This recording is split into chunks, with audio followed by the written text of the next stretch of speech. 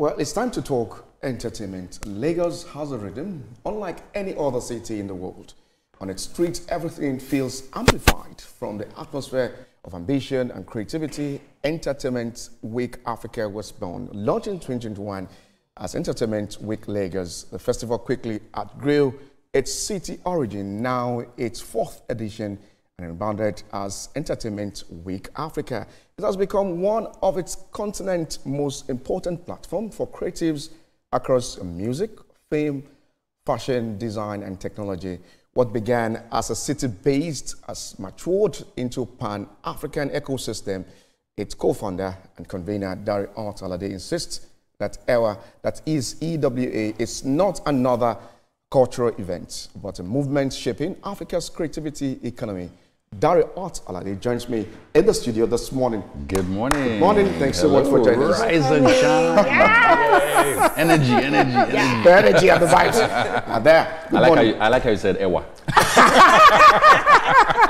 Did you have beans this morning? That is the EWA. Absolutely. You know, welcome on the show this morning. Thank you. Thanks for having me. Good so morning. What's all about the EWA? Entertainment Week Africa. Tell us more. We've grown, as you rightly said. We started off as Entertainment Week Lagos, 3 or 4 editions ago now, a few years ago, and that was the vision to bring everyone together, the ecosystem for the creative economy, for us to have conversations, fashion, talk about the problems, the challenges. We are the ones feeling the pain, right? So let's come together and fashion ways out to develop, improve on talent.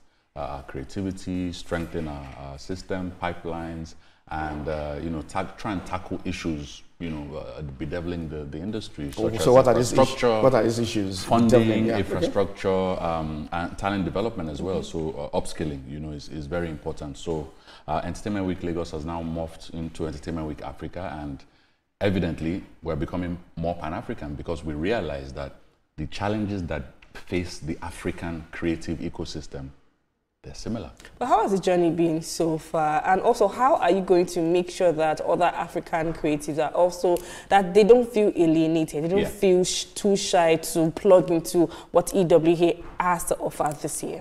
Well, access has always been free to Entertainment Week. Virtual registration is highly encouraged.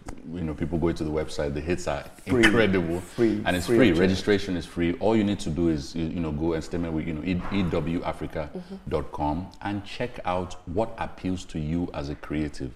Is it the fashion? Is it the film track? Is it the content market? Are you a creator, or have you made a film and you're looking for investors?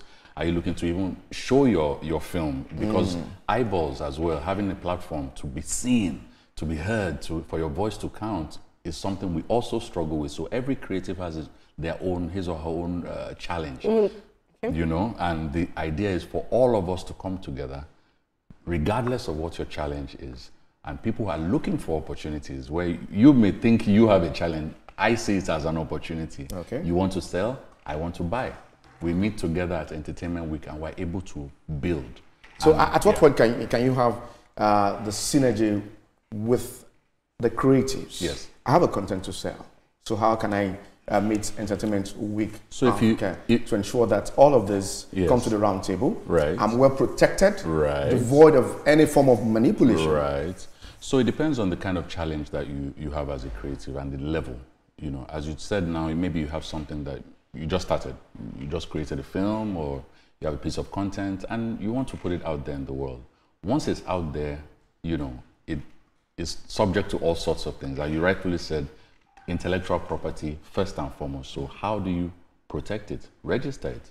If it needs to be trademarked, if it needs to be copyrighted, get that done. That's, as free of charge. Go to CAC, do you understand? Pay whatever little charges based on fees or registering a company. Do you understand? There are some basics, but if you don't know that, you can, come and talk to, people who know better or know more, and who can consult you and whatnot. So like I said, there's different levels of requirements or need in the creative sector, but with Entertainment Week as an ecosystem, you can find solution, and that's what we are all about. Having those conversations and bringing people together. You have said a lot about the EWA, and frankly, it's making me feel like, okay, I can't wait for November 18th. Fear of missing out.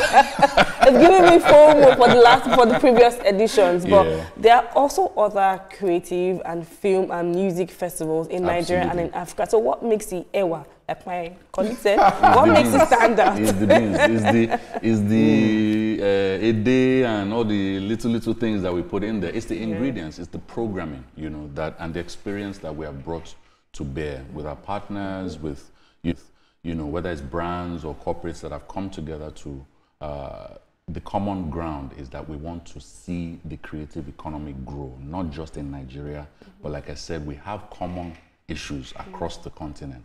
We are stronger on a global front when we are united. So let's come see what kind of, you know, we can trade. There's no reason why I can't sell my content to East Africa or to South Africa. They're looking for our content, and we can also import, or, you know, we can trade. That's the economy of it. That's what Entertainment Week is all about. So that's the interesting thing for us. We've been able to raise money over the last several editions for startups, you know, in the creative sector, and now it's growing. Even tech, you know, some tech companies are starting to join the fever because the opportunity is there. So like you rightfully said, you just have to find what appeals to you. Go to the website, come to the, you know, the convention, as it were, where everybody has gathered, and find your rhythm. You find like-minded people. And I'll tell you a story, you know, one of our great success stories. So from the first edition of Entertainment Week, a young lady came. You told the story. I told it to you, right? But now I have to tell the world because you can't. Don't. No, the last time we were in TVC, you said the story. I did. Yeah. Okay. But it's so powerful because this girl came to Entertainment Week with a dream. Your question earlier when you were talking about IP and all that, it sounds to me and it reminds me of when I started as well, right? As a young creative, you are wondering what to do. How do I? But you're also afraid, you know, is it going to be stolen, my idea and all that? This girl came, pure heart, came to Entertainment Week, said she has a dream, wants to be creative, wants to create films, blah, blah, blah, blah. And she came up to me, never met her before. She said, how do I do it? I said, honestly, the most honest thing I tell you right now is just go for it, start. Whatever it is, put your foot forward, just get something started. A year later, I met the same girl. I didn't know. She came to me, said, do you know who I am? I said, no, remind me. She said, I was here last year. Fast forward a year later, her first project, which is a film, a short film, was now being featured at Entertainment Week Africa. So if that's not awesome, that's just a pure, simple example of the kind of successes that, you know, we've registered. And people like that, maybe they have a platform or they created an app and stuff like that. They're looking for funding to grow, to, you know, we'll talk about the funding, because when I hear about money, alarm will definitely. So we'll talk more about how you get funded and how you allocate some of this creative to fund them appropriately. We'll take a breather at the moment. Let's go to the market to see what we're selling at the moment.